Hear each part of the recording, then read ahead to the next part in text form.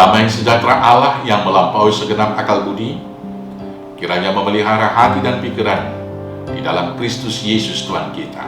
Amin. Shalom, selamat pagi saudaraku yang terkasih. Tidak terasa kita sudah sampai di akhir pekan pada satu minggu ini. Maka untuk itu mari kita memuliakan Tuhan dengan semua karya terbaik kita. Kita diberangkatkan firman Tuhan yang akan saya bacakan dari Wahyu 22 ayat 10. Demikianlah firman Tuhan. Lalu ia berkata kepadaku, jangan memeteraikan perkataan-perkataan nubuat kitab ini, sebab waktunya sudah dekat. Demikianlah firman Tuhan. Bapak Ibu saudara-saudaraku yang terkasih dalam Yesus Kristus, pada akhir tahun 90-an, yaitu pada tahun 1999, sangat banyak ibadah-ibadah atau kebaktian-kebaktian kebangunan rohani atau KKR yang dilakukan oleh orang-orang Kristen di Indonesia. Tema umum di dalam KKR tersebut adalah tentang akhir zaman.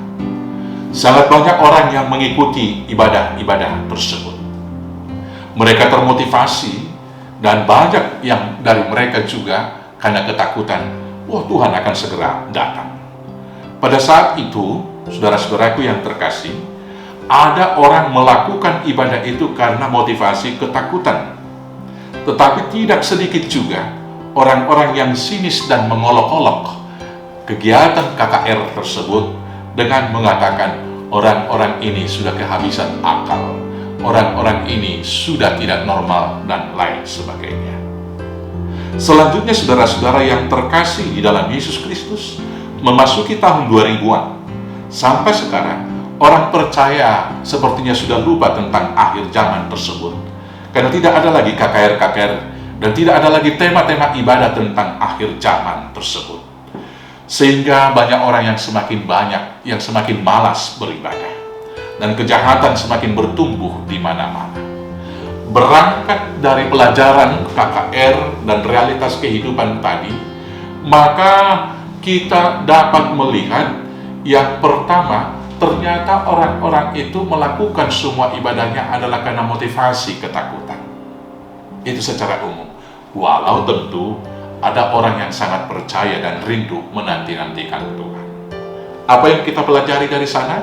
Maka mari kita lihat. Yang pertama yang kita lakukan saat ini, diperhadapkan dengan kitab Wahyu, kita diingatkan bahwa akhir zaman itu pasti datang, supaya kita jangan lupa.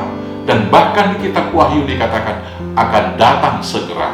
Sebagaimana firman Tuhan di Wahyu 22 ayat 12, di sana dikatakan, Aku akan datang segera, dan aku akan membawa upahku untuk membalaskan kepada setiap orang menurut perbuatannya. Jadi jelas, Tuhan mengatakan, aku akan segera datang. Akhir zaman itu akan datang. Maka kita harus senantiasa berdoa dan berjaga-jaga, sebab hari kedatangan Tuhan adalah seperti waktu pencuri datang di waktu malam. Kita tidak tahu kapan waktunya. Tidak ada yang tahu bila manakah pencuri itu akan datang. Demikian juga kedatangan Tuhan yang kedua kali itu. Tidak ada seorang pun yang tahu. Apabila ada seseorang yang berani menentukan kapan tanggal, hari, jam, dan waktunya Tuhan Yesus datang kedua kali, maka saya mengatakan dengan tegas, dia itu adalah pengajar sesat. Jangan dipercayai, apalagi jangan diyakini dan jangan diikuti, tetapi harus ditolak dalam nama Yesus. Karena bahkan Tuhan Yesus ketika ditanya oleh para murid, kapan waktunya guru? Dia mengatakan, soal kapan waktunya dan di mana hanya Bapa di sorga yang tahu. Kewajiban kita sekarang ini adalah berdoa dan berjaga-jaga. Siapa tahu besok dia datang atau nanti malam. Maka karena itu sekali lagi berdoa dan berjaga-jagalah. Yang kedua, Tuhan akan memberi upah dan membalaskan setiap orang menurut perbuatannya. Bila demikian, tugas kita adalah melakukan segala yang baik menurut firman Tuhan dan kehendaknya. Bukan sibuk menghitung dan mencari kapan waktunya akhir zaman tersebut. Dan jangan ada satupun di antara kita yang cemburu melihat jalannya orang fasik, karena hidup mereka seolah-olah lebih baik, lebih enak daripada kita orang-orang yang setia mengikut Tuhan. Karena dalam firman ini dikatakan, Tuhan akan membalaskan setiap orang menurut perbuatannya. Jadi jelas, Tuhan tidak diam saja, tetapi Dia menghitung semua dosa daripada orang-orang fasik yang kita lihat seolah-olah lebih enak dari hidup kita. Tetapi sebaliknya, janganlah kita jemu-jemu berbuat baik, sebab bila tiba waktunya Tuhan Allah datang kemudian, Dia akan memberi upah kepada kita, yaitu mahkota kehidupan. Yang ketiga, lakukan firman Tuhan karena motivasi kasih. Saudara-saudaraku yang terkasih dalam Yesus Kristus, banyak orang melakukan hal yang benar, dan tugas tanggung jawab karena didorong oleh rasa takut.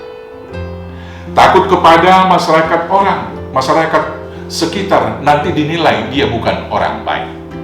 Ada juga karena takut kepada atasannya, nanti dia ditegur. Atau mungkin ada juga takut kepada Tuhan, takut dihukum. Maka orang yang demikian sesungguhnya tidak merdeka, tetapi hidup di bawah tekanan dan kuk perhambaan. Orang demikian akan baik bila tahu kapan waktunya akhir zaman. Motivasi melakukan yang baik karena didorong ketakutan tadi, itu bukan anak-anak Tuhan, tetapi itu adalah hamba-hamba yang tidak berguna. Tetapi orang yang percaya harus melakukan semua firman Tuhan, didorong oleh cinta kasih dan ucapan syukur, karena Tuhan telah lebih dahulu mengasihi kita. Tuhan telah mengampuni kita, Tuhan telah menebus kita. Maka sebagai ucapan syukur, kita melakukan perbuatan yang baik dengan merdeka, tanpa diancam oleh rasa takut. Maka karena itulah firman Tuhan hari ini mengatakan, jangan memeteraikan perkataan-perkataan nubuat kitab ini, sebab waktunya sudah dekat.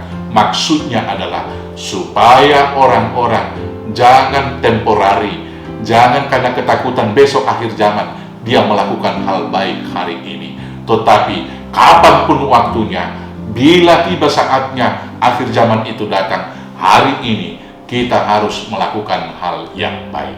Seperti yang dikatakan oleh Martin Luther, seandainya saya tahu saya akan mati besok, hari ini saya akan menanam apel.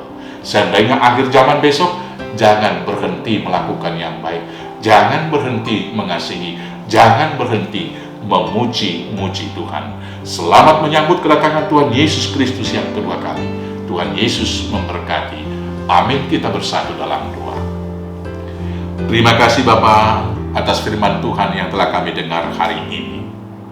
Biarlah firman ini memotivasi kami bersyukur, berterima kasih kepada Tuhan, melakukan firman-Mu dengan setia, bukan karena didorong oleh rasa takut kami akan hukuman. Dengan demikianlah buah kami gemuk dan segar, menjadi berkat bagi tiap orang, kapanpun waktunya. Maka berkati kami pribadi lepas pribadi. Di dalam kehidupan ini, beri kami kehidupan dan bekal hidup, yaitu bekal hidup jasmani dan rohani. Berkati tiap keluarga kami, berkati juga gereja kami, berkati negara dan bangsa kami, berkati juga pekerjaan-pekerjaan dan usaha kami. Tuhan juga yang menyertai kami selama 1 minggu ini, maka Tuhan juga kiranya juga menyertai dan memberkati kami menjalani kehidupan, memasuki minggu-minggu yang baru. Terima kasih, terima kasih, terima kasih Bapa yang baik. Ampuni kami akan dosa kami, agar layak menerima berkat. Inilah doa kami Tuhan, kami naikkan hanya dalam nama Yesus Kristus Tuhan Juru Selamat kami yang hidup. Amin. Shalom, selamat beraktivitas, selamat berakhir pekan. Tuhan Yesus memberkati. Horas, horas, horas.